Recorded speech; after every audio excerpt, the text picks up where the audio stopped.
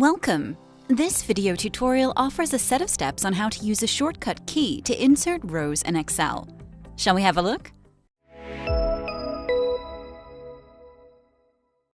To insert a row in a data table, we need to select its position by clicking on the row headers here on the left.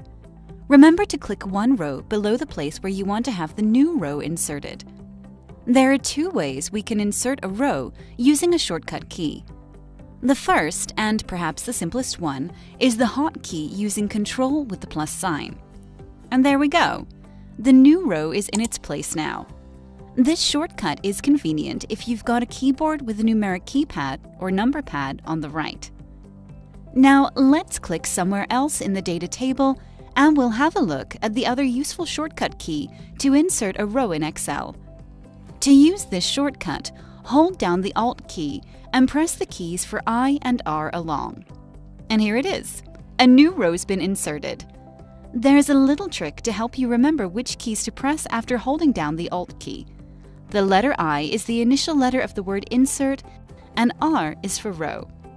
To use this shortcut, there's no need of having a numeric pad on the keyboard. And of course, you can use both shortcut keys to insert multiple rows at once. The steps to follow are the same.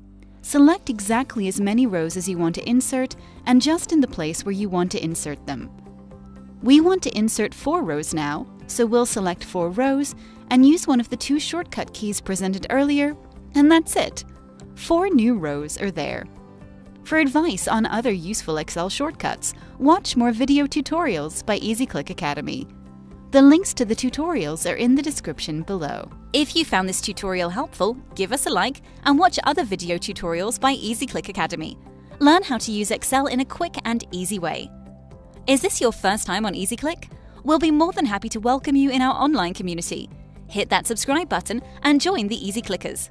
Thanks for watching, and I'll see you in the next video.